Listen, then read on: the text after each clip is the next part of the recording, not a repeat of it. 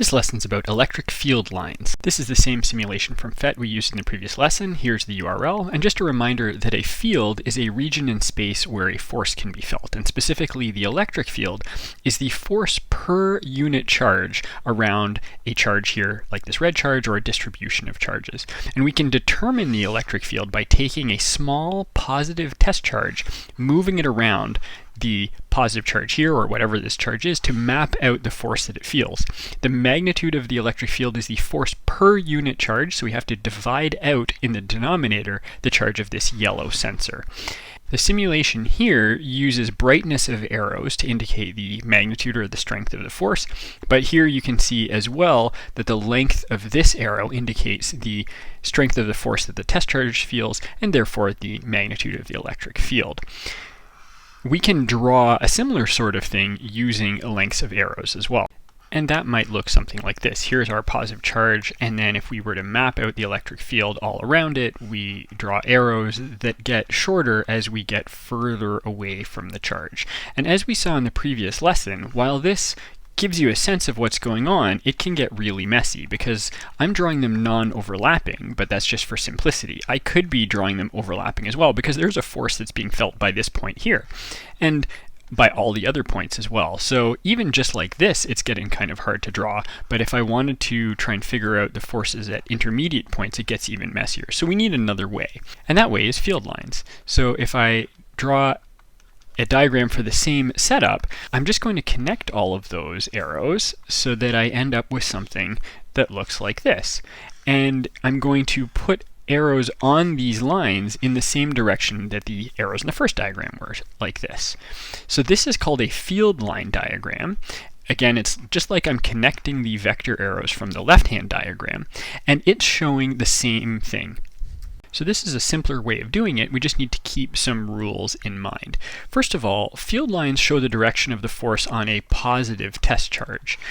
And so the direction of the electric force on that positive test charge, and therefore by extension the direction of the field, is tangent to the field lines at every point on the diagram.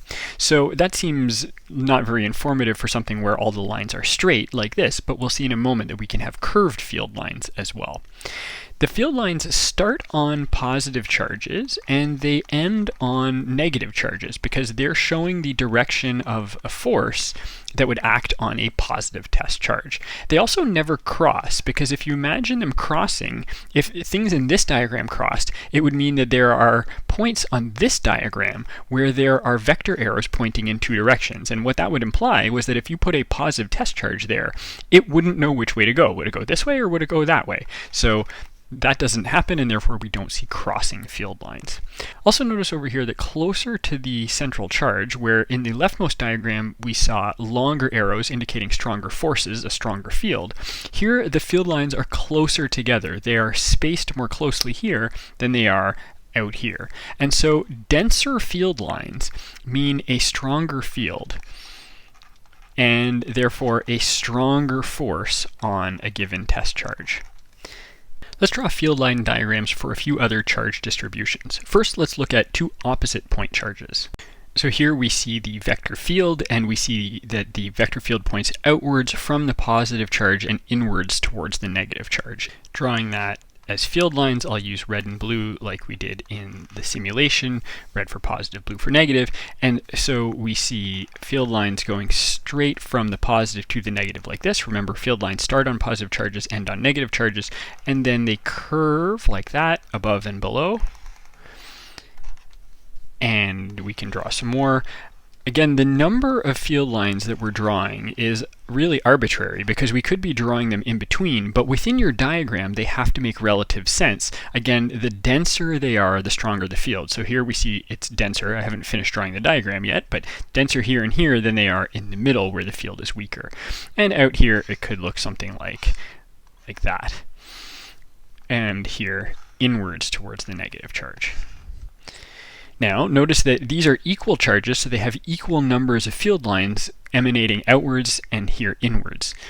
If in our diagram this was, say, a 2 coulomb charge and this was a 1 coulomb charge, we'd need twice as many field lines coming out over here as coming in here. That would mean that somewhere outside of our diagram, those field lines must be ending because they're not ending on this negative charge. Now let's look at two like point charges.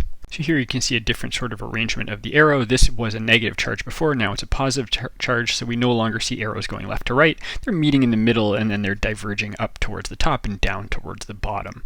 So drawing my two like charges, now the field lines look something like this, where they're pointing both upwards up here, downwards down here. Again, they're starting on positive charges, ending on negative charges, but there are no negative charges in our diagram, so they're ending somewhere outside of our diagram.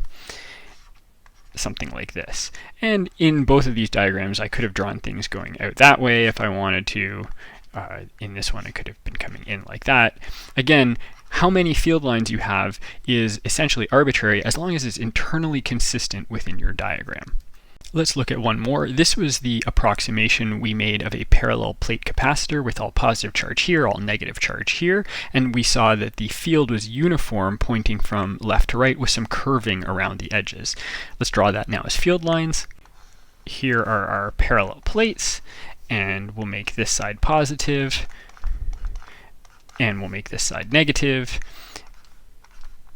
And we saw that the field is uniform. Remember that for field lines, spacing is what indicates the strength of the field, and so we need to draw the field lines equally spaced from each other. They're not getting closer or farther apart. And again, that's because the electric field of a parallel plate capacitor is uniform, meaning that the force per unit charge is the same anywhere between the two plates. If you put a 1 coulomb charge over here, or you put a 1 coulomb charge over here, or over here, it's going to feel the same force no matter where you put it. If you put a 2 coulomb charge, it's going to feel twice as much force, but the same force per coulomb.